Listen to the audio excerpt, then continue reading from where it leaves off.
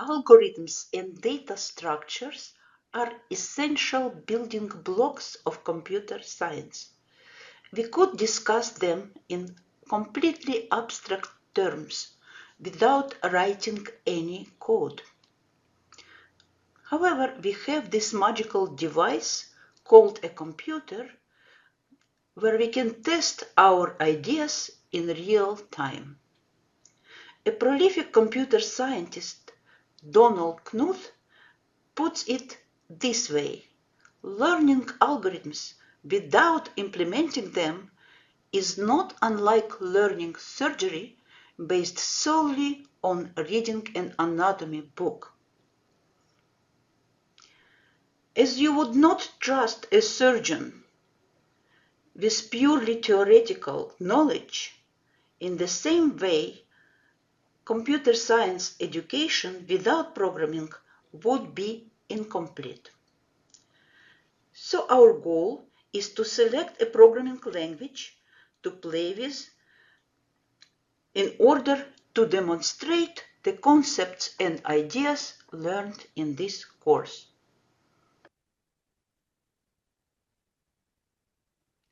We decided to use Java programming language for this course.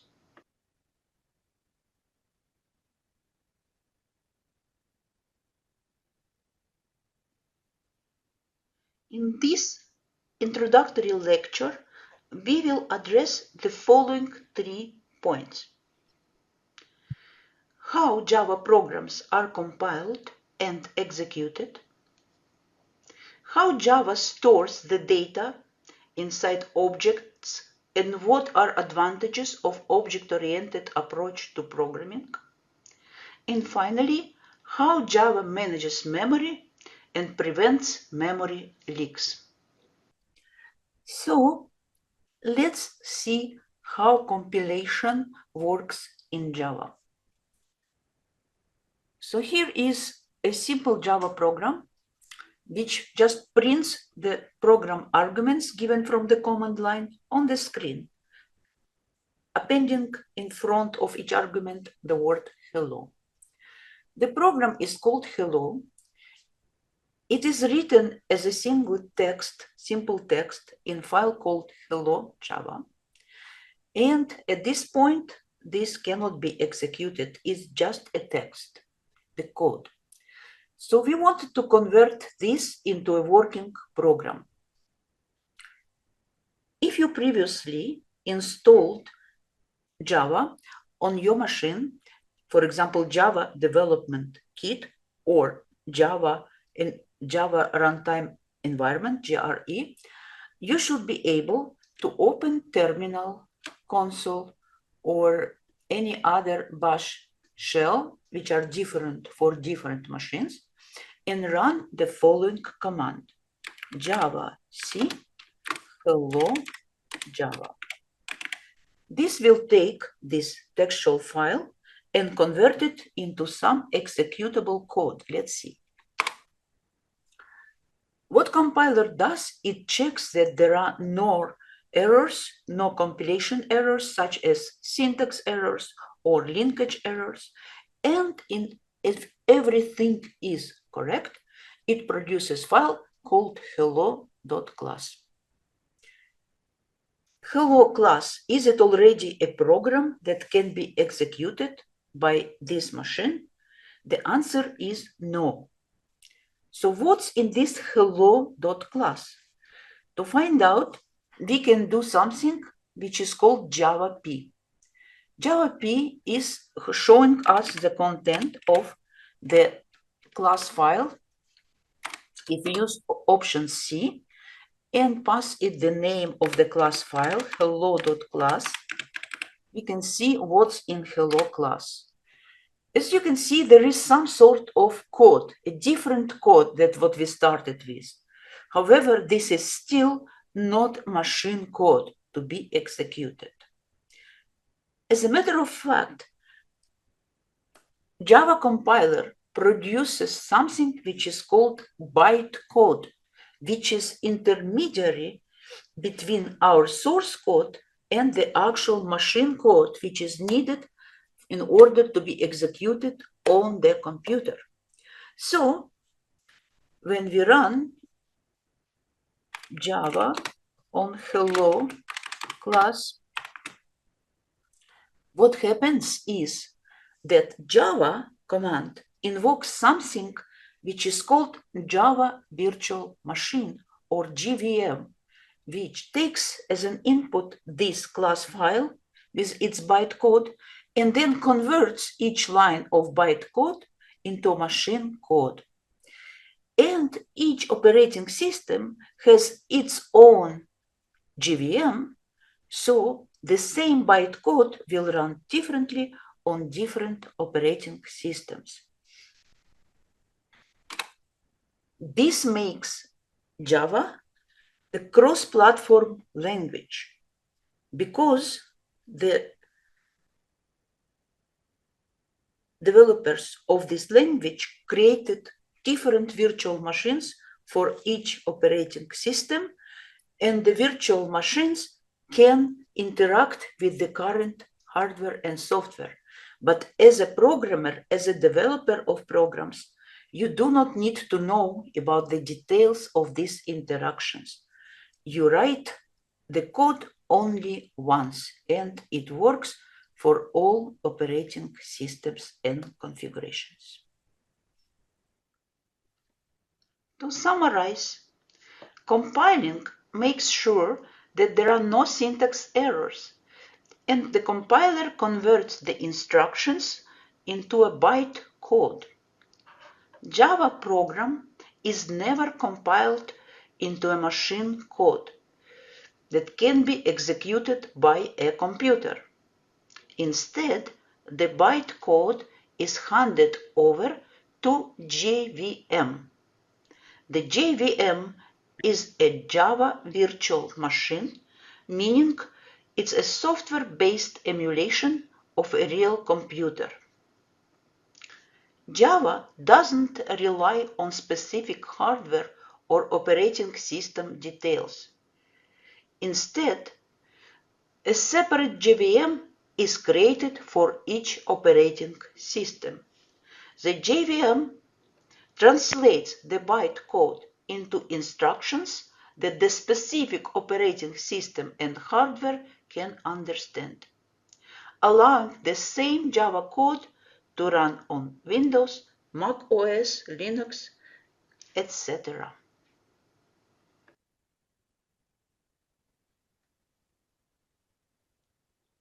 There are several advantages to this compilation model. First of all, unlike in Python programs, the code is compiled. That means the syntax and linkage errors are checked before the program starts.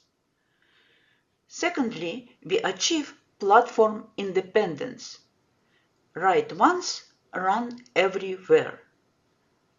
In this way, the programmer working in Java can focus more on the higher level aspects of application development instead of adjusting their code to specifics of different operating systems and different hardware. As an example, consider a Java system class. This class contains multiple methods which will produce completely different results on different operating systems. However, we write the same code for all operating systems and configurations.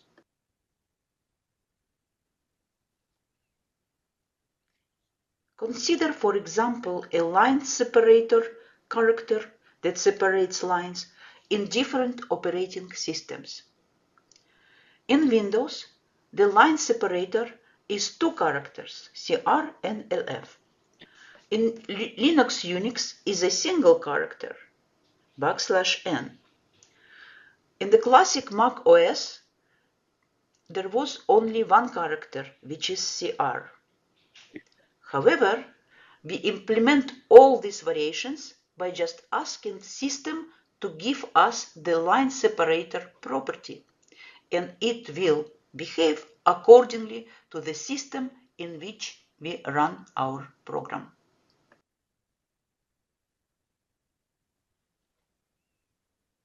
The file path separators are also different on different operating systems. For example, Windows uses the backslash and Unix-based systems use forward slash. However, if we request system get property file separator, it will give us the file separator which is valid for this current operating system, which will allow us to create the path for a given file. This getProperty file separator line will produce different results on different operating systems.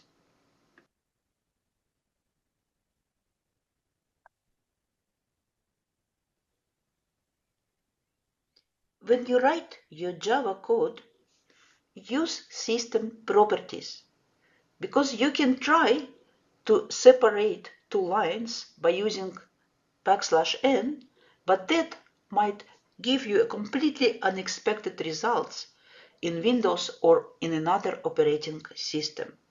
Instead, use system getProperty line separator.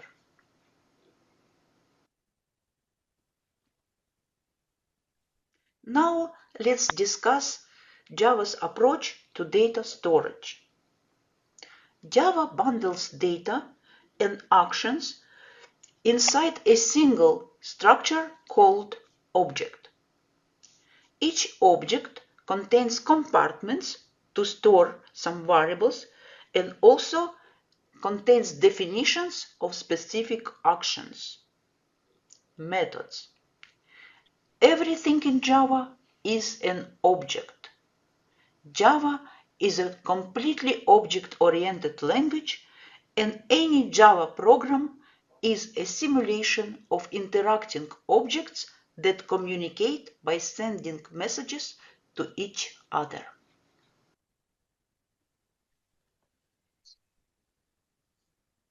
One of the most important advantages of using objects in our programs is the separation of concerns.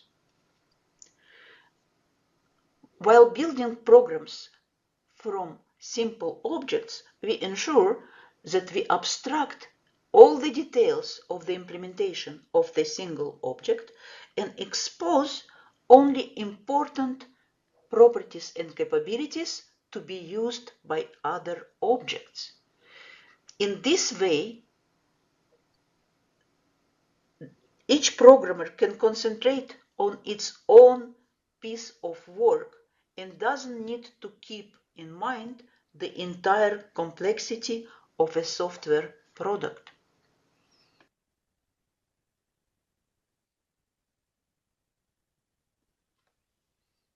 Finally, let's discuss the handling of memory in Java. Java creates objects dynamically in a pool of memory called the heap. If you need a new object, you simply allocate it on the heap at the point where you need it, using a keyword new. With this approach, you don't have to know in advance what objects you need and how many. This flexibility allows you to solve complex programming problems.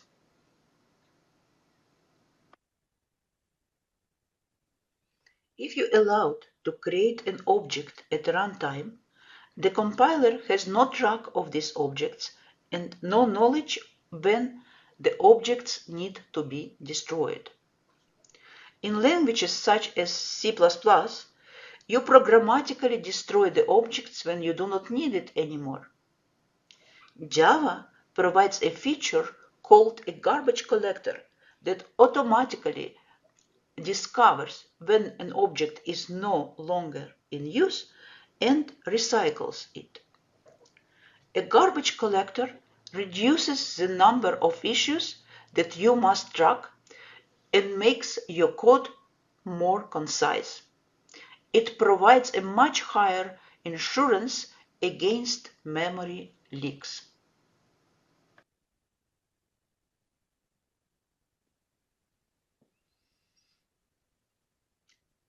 it is easy to create a memory leak. Consider, for example, creating a couple of book objects.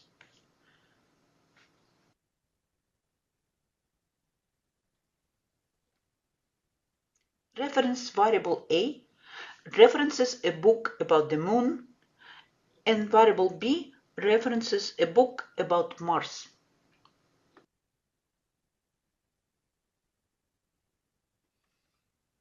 After we execute this assignment A equals B, now both A and B reference Mars.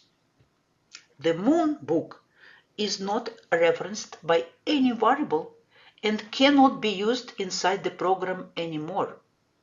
The connection to the moon is lost and it just occupies the memory. If we do this trick several times in our code, the memory will be overfilled with unusable objects. This is called a memory leak. But no worries. In Java, the garbage collector will come and clear the memory occupied by the moonbook. Garbage collector dramatically reduces problems related to memory leak.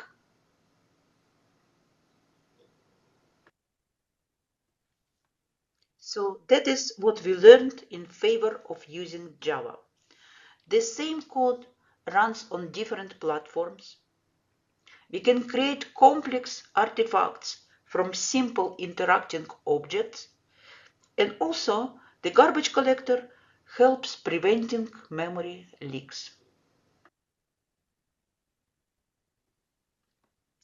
Constructing our programs from interacting objects enables more robust, modular, and easy to maintain code.